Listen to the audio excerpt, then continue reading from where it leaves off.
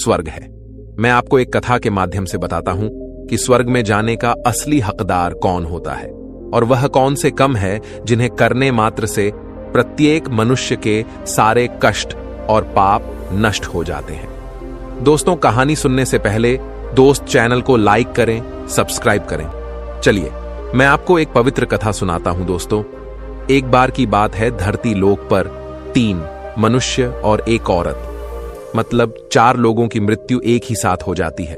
उन सभी लोगों के अपने अपने विचार थे, साथ ही वह सभी लोग अलग अलग प्रदेश के भी थे, परंतु सहयोग बस उन चारों का अंत एक ही समय पर हो गया था, जिसके कारण यमराज जी के दूध उन चारों को लेने के लिए ठीक उसी समय पर आते हैं। मरने वालों में से एक व्यक्ति तो मगध देश का राजा था, दूसरा व्यक्ति एक दैनिक व्यापारी था, तीसरा व्यक्ति एक पूजा पाठ करने वाला पंडित था और चौथा एक गरीब औरत थी जो दिन भर मेहनत करके अपने परिवार का पालन पोषण करती थी। यमराज के दूध इन चारों के पास आए तो चारों की आत्माओं को लेकर यमराज के दूध मृत्यु के देवता धर्मराज की सभा में आकाश मार्ग से लेकर जा रहे थे। जब यमराज के दूध उन चारों आत्माओं को लेकर यमराज के सभा में पहुंचे तो विचारों आपस में सोच रहे थे, हम चारों में से कौन स्वर्ग में जाएगा और कौन नरक में जाएगा। उसे समय मृत्यु के देवता यमराज अपने आसन पर विराजमान नहीं हुए थे। तभी चारों ने आपस में बातचीत करते हुए तीनों मनुष्य कहने लगे कि मुझे तो स्वर्ग की प्राप्ति होगी, परंतु उन सबके साथ में वह जो औरत थी वह शांत खड़ी थी। सबसे पहले राजा कहां लगा, मुझे यमराज की तो पक्का स्वर्ग में ही भेजेंगे, क्योंकि मैं सभी की बहुत सहायता की है। मैं तो एक विश्वविख्यात राजा हूं। मैं अपने अनेक सत्कर्मों से धरती लोक पर अपना खूब नाम कमाया है, जिससे प्रत्येक मनुष्य मेरे राज्य में अत्यंत खुश था। चारों तरफ सभी लोग मेरे अच्छे कर्मों की चर्चा करते हैं। कभी भी कोई मेरे द्वारा से खाली हाथ नहीं गया। मैं सभी को भिक्षा दी है, मुझसे जितना हो सका मैंने उन्हें उस बढ़कर दिया।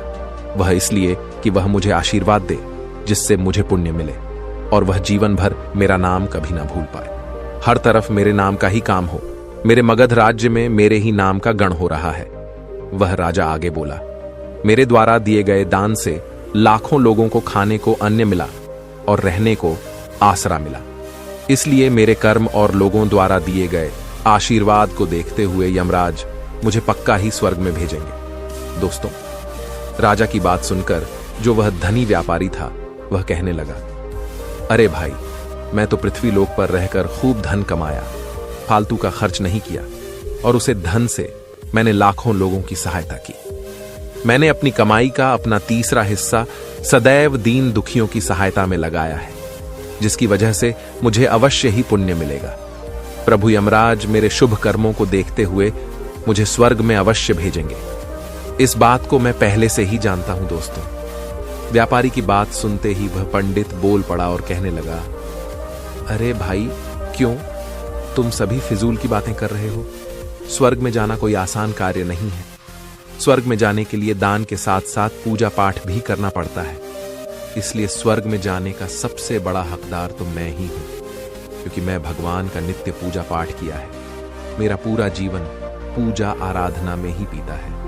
मेरे द्वारा किए गए शुभ कर्मों के कारण ही धर्मराज मुझे स्वर्ग में अवश्य भेजेंगे। पंडित ने कहा, यह बात मैं अच्छी तरह से जानता हूं। इस प्रकार तीनों ने अपनी अपनी बातें की और अपने अपने विचार सबके सामने रखे।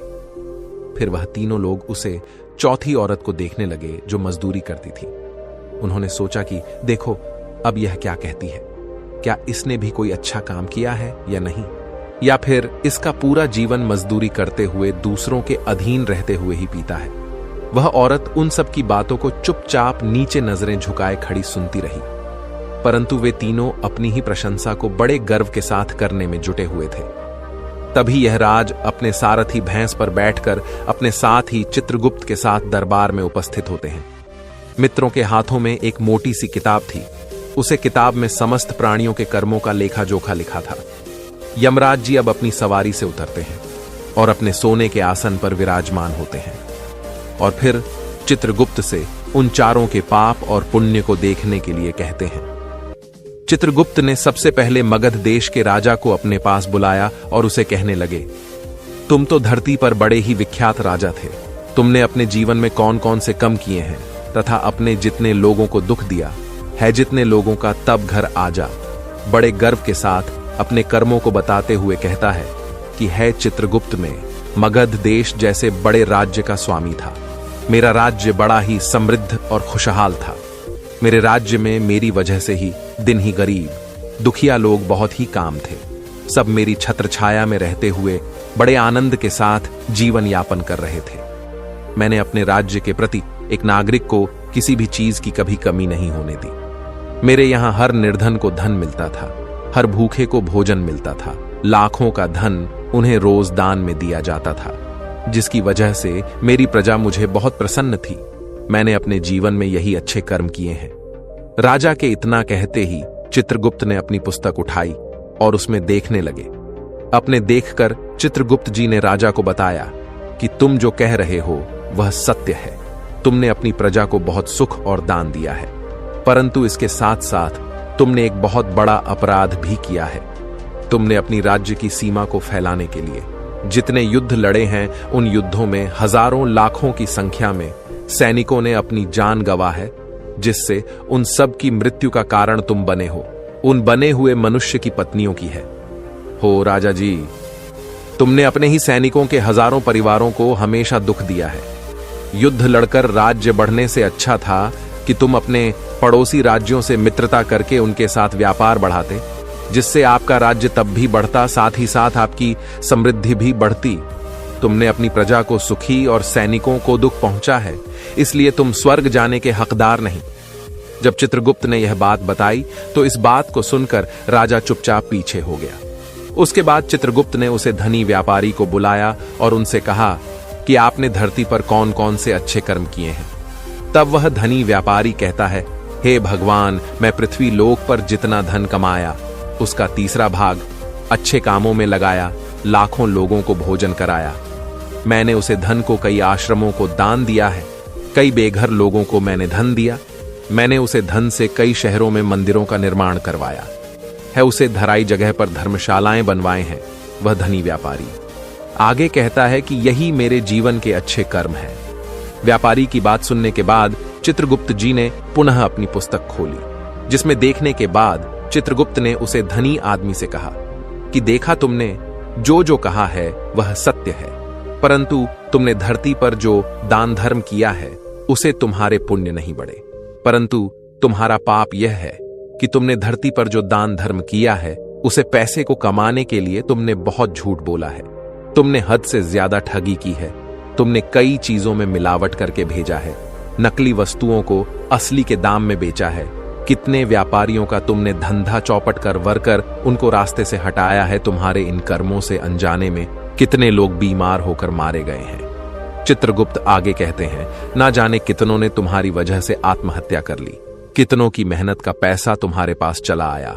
उन सब लोगों की बद्दुआ तुमको लगी है। तुम्हारे जो पाप कर्म थे, वह तुमने जो कुछ भी अच्छा काम किया उसकी वजह से तुम्हारे पुण्य शून्य हो गए।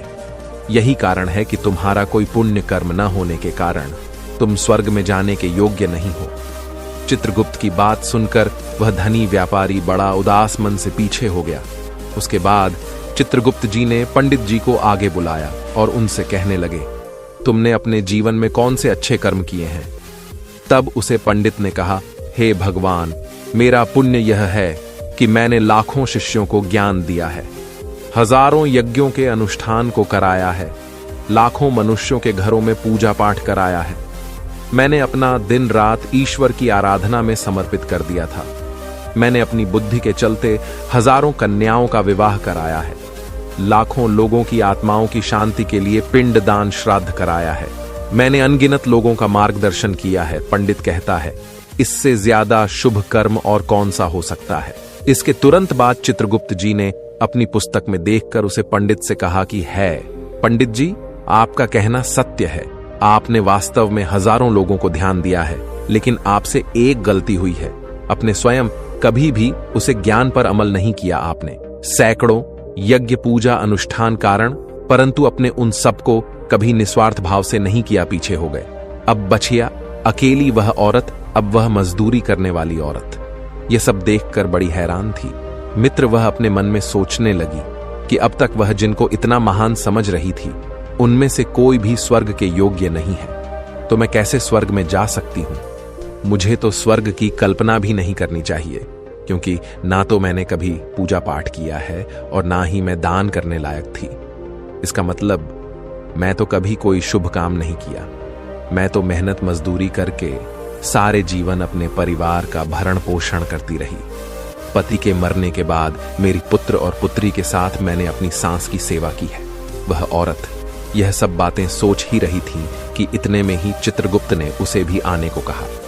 जैसे ही वह औरत चित्रगुप्त के पास गई तो उसने पहले ही कह दिया कि हे भगवान, मैं धरती पर एक गरीब दुखिया के घर में जन्म लिया था। दान हवन पूजा पाठ करने के मैं लायक ही नहीं थी, तो मैं शुभ कर्म कहां से करती?